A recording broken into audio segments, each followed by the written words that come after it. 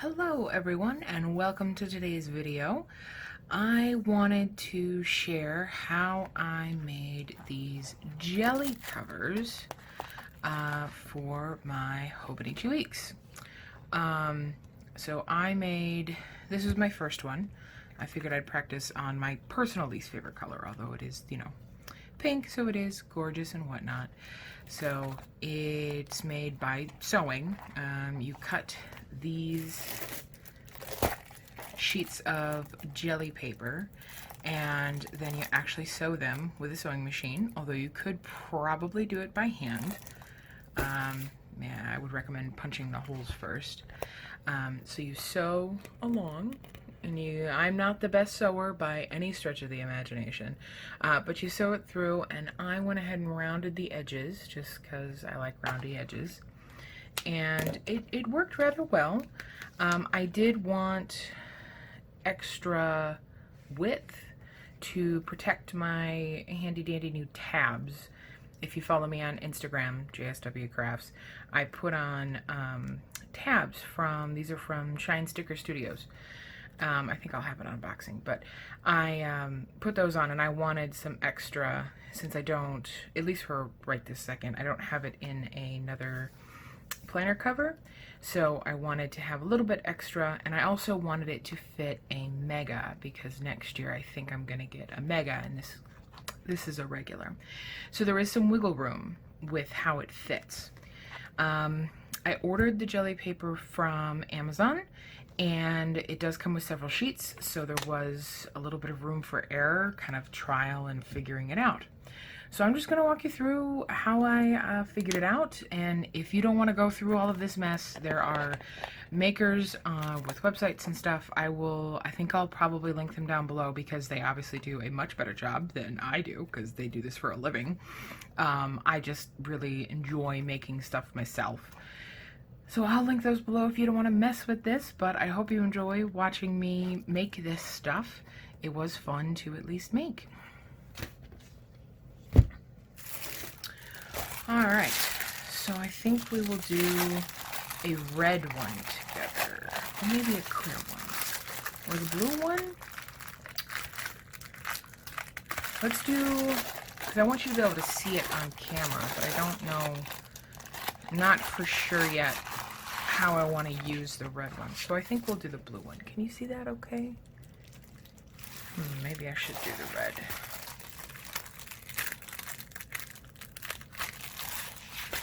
We'll do the blue.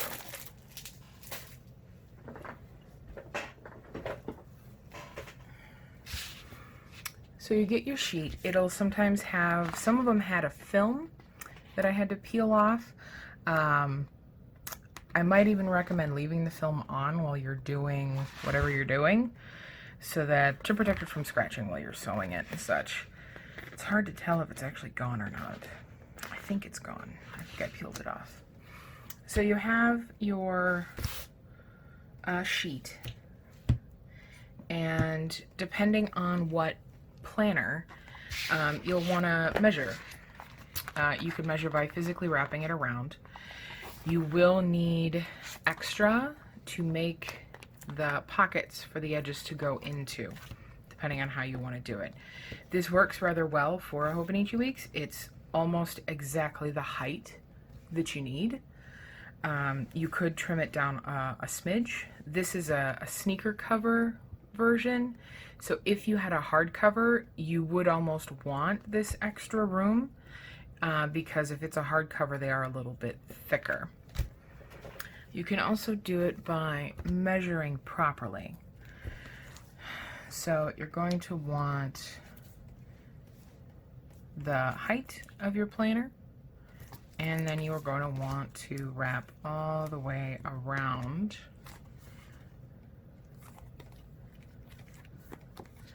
your planner. I cheated.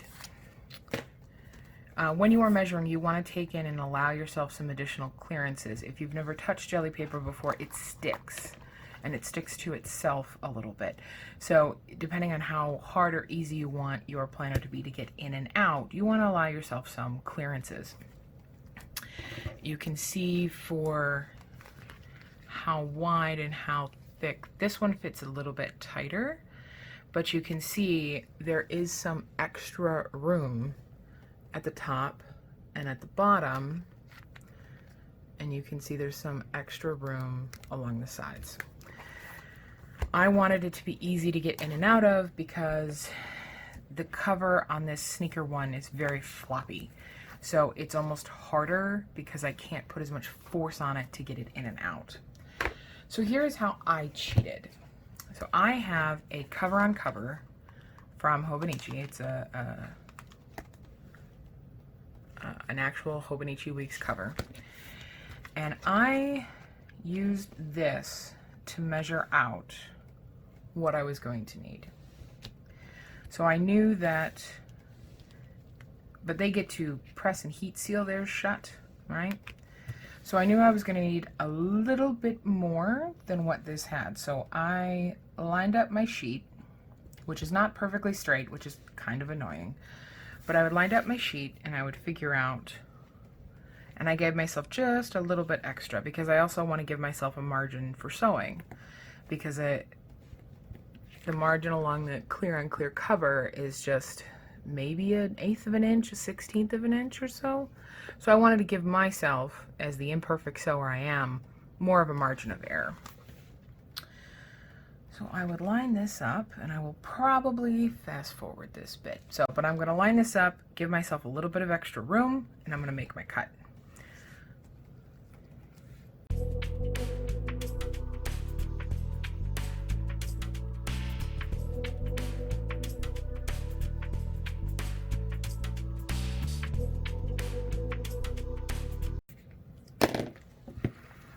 Alright, so I made my cut, and now theoretically this should have enough to go around, and it does. And you can see there's lots of extra space along the top and along the bottom, and that's okay because we can trim this after sewing. The next step is we need to make, or at least cut our pieces for our pockets. So the way I did that was fairly easy. I simply took the remaining piece that I had and I cut it in half.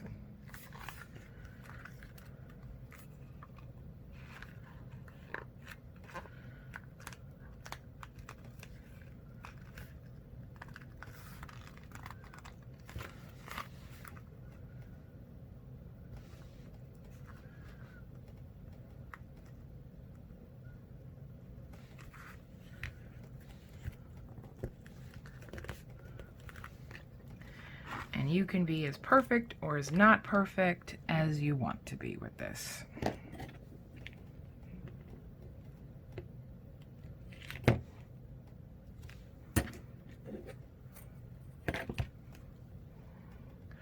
I would like it to be straight though. Straight is good for this in sewing. And I am using my self-healing cutting mat to do this. I'm lining up the bottom right here. Move this up a bit. I'm lining up the bottom of my sheet with a line, and then I'm keeping my mark of where halfway approximately is, and then I'm lining up my with this line so that I can then get my straight edge in the right place.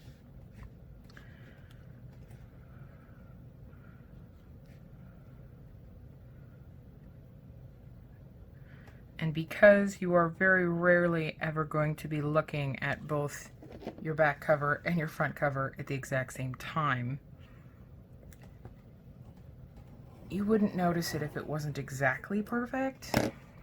So it just depends on what kind of person you are. I am trying very hard to not be perfect, but we'll see. So now I have my two pieces.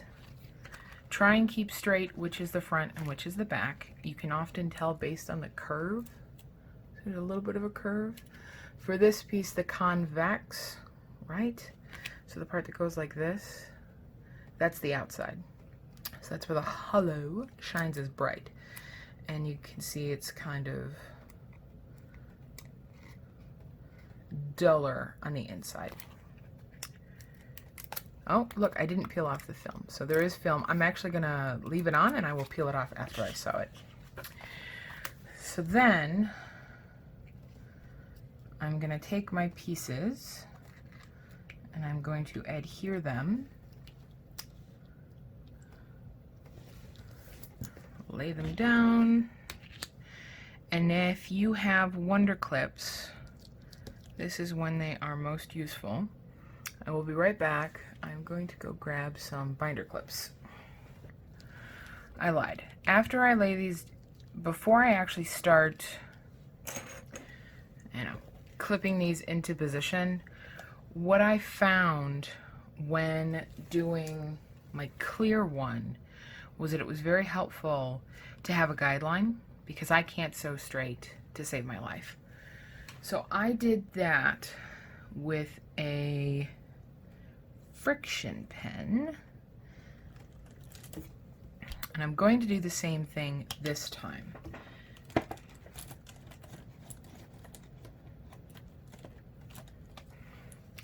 The nice part about a friction pen, it's actually a marker, fine liner, is first of all, because it is this jelly consistency, you write on it and then you just literally wipe it right off.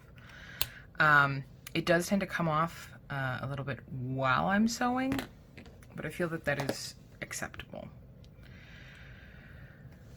So the reason for that is that I want my stitching to be very centered, if at all possible. So this I am eyeballing because I can, once I have finished sewing it together, I can trim the edges. And I did that and I found it very, very helpful. I do want a little bit of extra, depending on the edges, because I do like having that protection for my tabs. So I'm going to center this eyeball and I'm going to see how much room I have. And that way I can measure in a certain amount to figure out how much room I have. And it looks like I can actually sew along 1/4 of an inch and get to right where this is, right to where the Hobonichi is. So you can do the same thing with whatever planner you're using by lining it up, evening it up, wrapping it around, and kind of doing a test fit. Laying it out as best you can.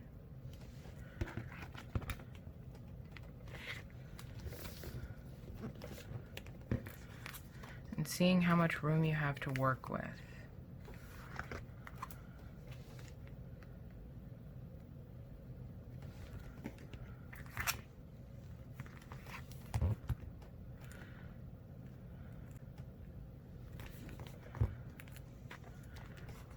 I can see here, I'll try and get a good angle here, how much extra I have. And do I want the stitching to right here? I want a little bit of extra for wiggle room and figuring out what I'm comfortable with. The nice part is that these Amazon packs come with several different ones. So if you have the least favorite color, practice with that one. And then once you really have it down, then you go ahead and you do it with your favorite color. All right, so I am gonna play around with this and figure out exactly where I want my lines to be, and I will be right back. All right, so I have put in an outline. It is super faint. I don't even know if you'll be able to see it. Maybe.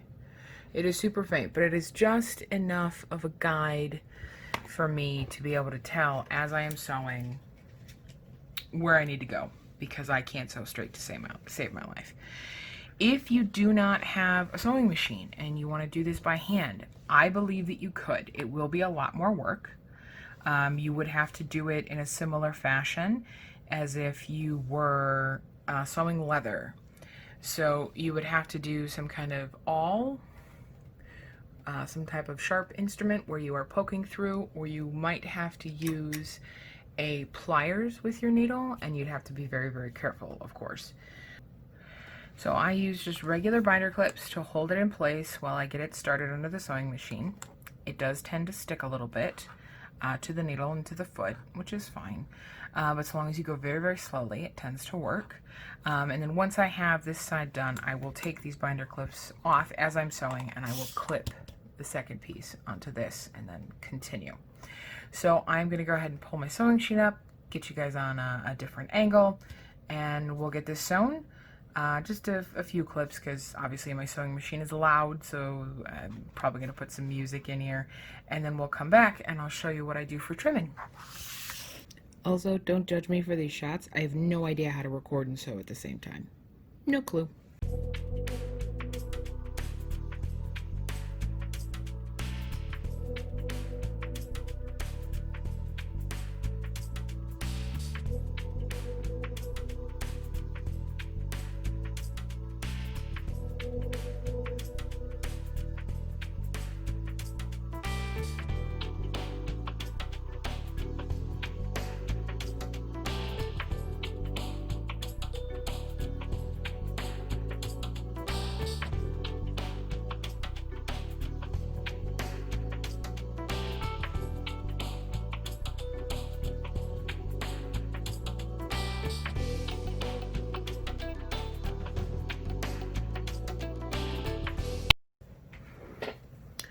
All right, so we were moderately successful.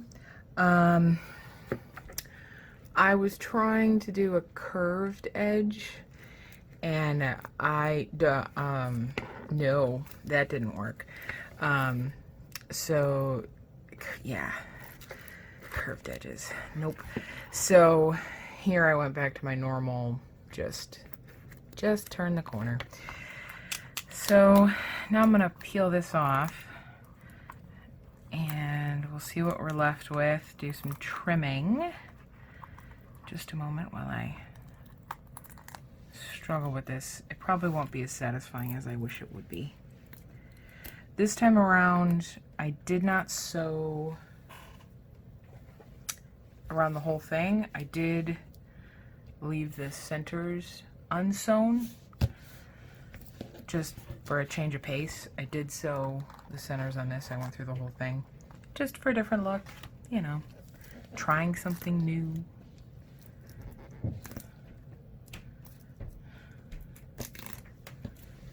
Okay, this is gonna take me a minute. I'll be back. Mistake number 1. Do not sew your jelly cover with the film still on. I just spent 20 minutes with a tweezer getting it out of the edges. Oh my gosh. It does save it from scratches, but that was not worth that amount of work.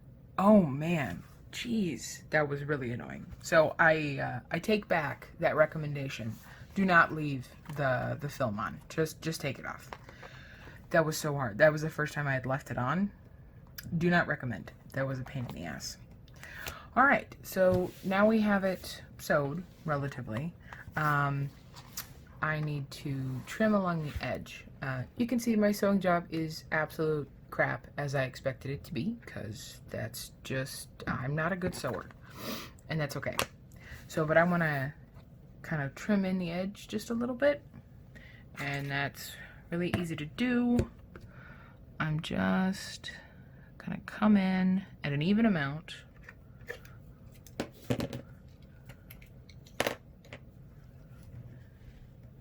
Not a ton, just a little. And I'm going to press down firmly because I am coming against 2. And that way I trim off those edges. And I'm going to do the same thing over here.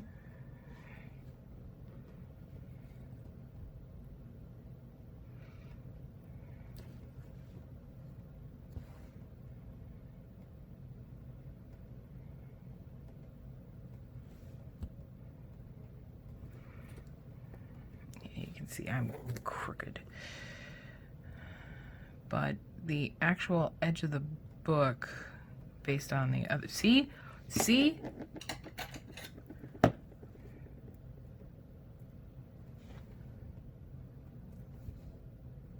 This is what I have been picking out for the last 20 minutes. Gah!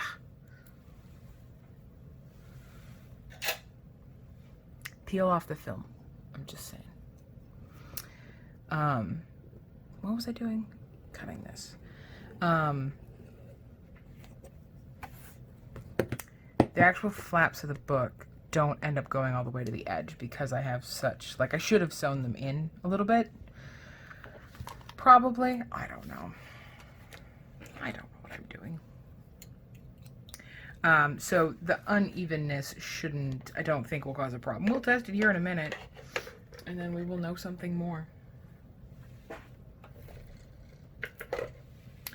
So I have a crocodile, and I'm using the 1/4 inch side. And I want to test it on the one that's closest to the sewing to make sure I'm not actually cutting my threads. So I'm lining it up first to see if I can trim it, and I think I can. Yeah. So I'm just rounding off that edge. Please ignore my snarled mess of a sewing job.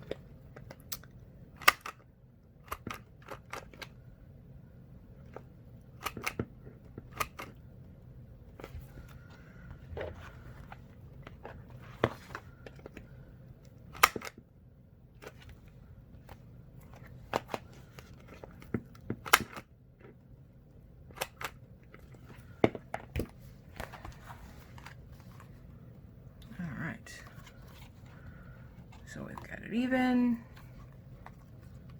yada, yada, yada. Last but not least, we need to find the middle so that we can put in our elastic, or you could just leave it as is. I do tend to like things that close, so I will put in an elastic.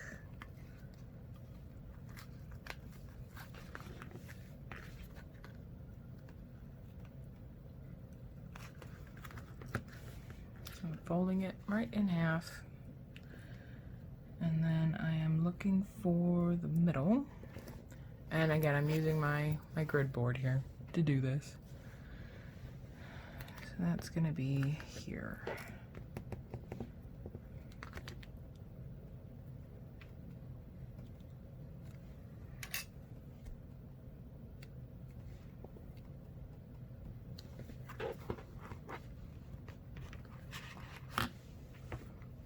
I got these elastics also off Amazon, and do I want light blue or this blue?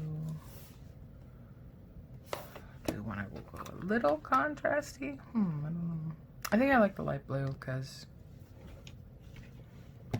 this is a super light blue. To measure your elastic, I went just around my device with my planner with enough to tie. So look at that. What did I do with my scissors?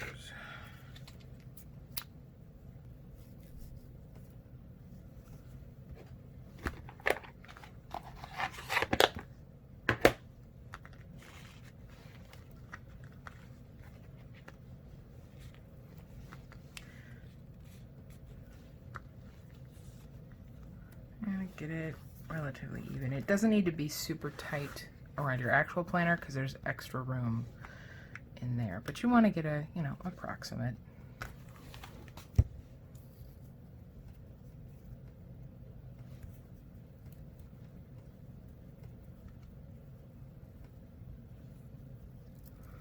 And since it's a simple knot, you can always just untie it if it's too loose or.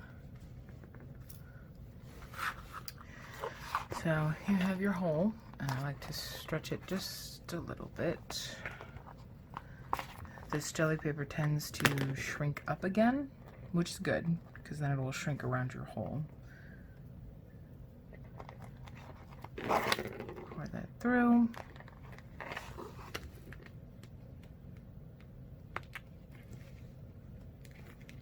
And then I kind of use the heat of my fingers to help it shrink back.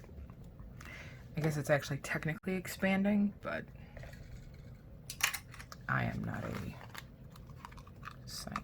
Oh no, okay. So I made my hole too big. That's a first. I guess it ripped a little bit. So don't do that. Don't be too forceful with it.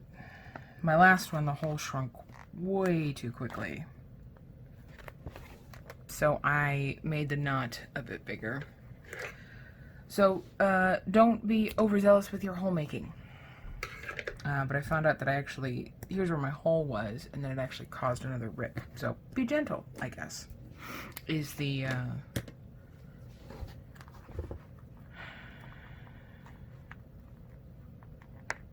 answer to that story. Okay, there we go. All right.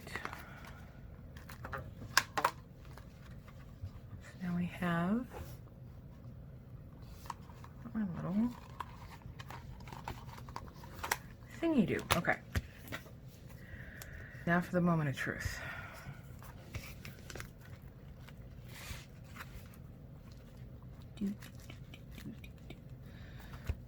Let's see how far it needs to go. Further than that. This one I think is going to be tighter than most of my others because I made more room in those. That's right. Okie dokie.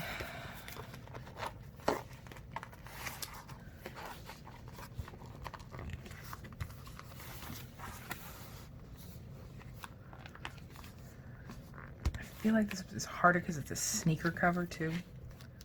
Oh, that fits rather nicely. Should have done that from the get-go. But I do have a lot of extra room at the top and the bottom. And I think that's just, you know, because I went based on the cover on cover. It worked. There we go. All right, so lessons learned. Be gentle when you're adding the hole for your elastic. You have more room at the top and the bottom than we think we did. And learn how to sew straight lines. I can't sew straight lines. And take off the protective film before sewing unless you feel like you want to pick at plastic for 20 minutes. So it is by no means perfect. I think the one that turned out the best so far was probably my clear one, which is the one I've been using. I think I sewed the straightest on it too. This is from Shine Sticker Studio. These little cute little die cuts. But even that, you know, I still have some bunched up stuff, you know, but it's relatively straight, I think. You know. But it was fun. I did enjoy it. I'm glad I have this extra jelly paper, and I hope you enjoyed. If you have any questions, feel free to list them down below. I will try and link the other one of the companies I have found that actually makes these jelly covers, you know, that actually work and fit properly. But if you have any questions, don't hesitate to reach out and ask. Otherwise, please like, comment, and let me know if you might venture out and make one of these jelly covers. Have a good one.